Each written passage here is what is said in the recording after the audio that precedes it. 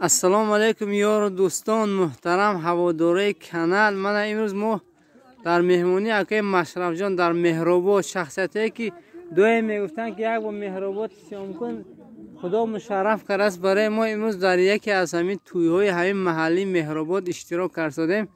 خیلی محلی نوبنیاد و به جاهای خالیش بسیار از شخصیتی که با آبشکاری گرفته حتما برای خونه رو پوشید آباد کنید دیاره. من دوستان استاد ما معلم جان میگو سخن کنید خیلی حقی برای کی آوید. من سری دیگ شدم یک هم نبارچی بینم تقریبا 1 دقیقه شود میشه.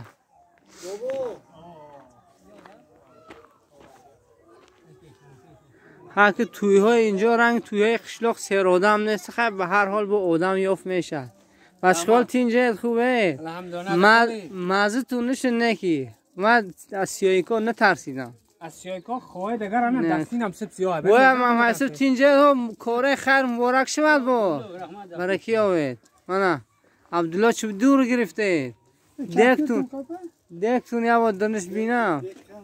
من دیک کم تر ترسیدگی. نه خدا بشه برکت سنجا ماشاءالله. من خدا بشه کسی که با پاور در کار در محله بالا حتما همین عبدالله پیش نومشون عبدالرسول بود. همین زکاز مینه خدا خواهد شاگرد حاجی آشاشون گم نیست. برای کی آوه میزنی میگو دم نمیزنی. من دوستو اگر ویدیو معقول شده باشه حتما فکر اندیشاتون در زیر کامنتر میگوید. لایک مونه برای کی آوان دوستان.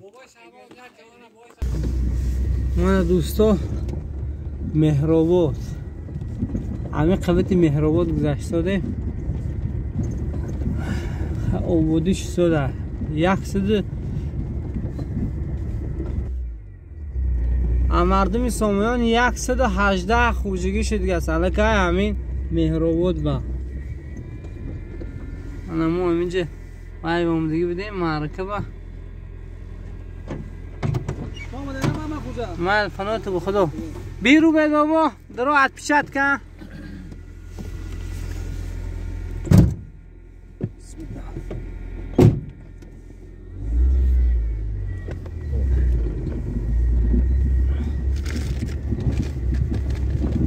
منی اکم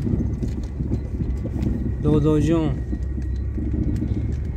روبه بلخی همین دادر شما گذشته برم. اوبا چه شده؟ گفتم که 118 خوجگی شده است در همین مردم سامیان. یا 118 جوان صاحبی خانه شده است اوباد کرده برآمده است. با اوبادی کرساد یعنی نه که برآمدگی شغل همه خدا.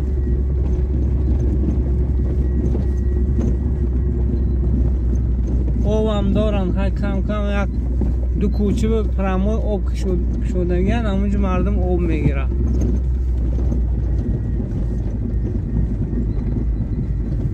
تعریف کنیم دیده دارم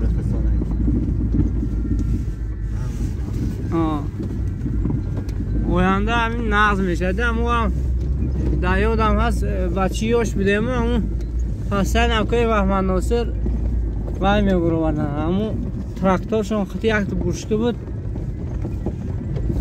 برای مردم آب تقسیم میکردن همون دوره پیش. بعد نقش خدا خواهد اینجا روازه نقض میشه. من کرانچه ها اینجا با آب جای میمون دیگه شای من به آب بشربون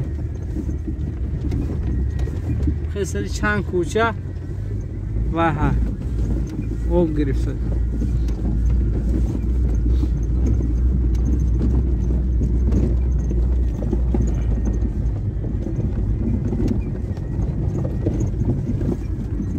خونه همسه میفیمم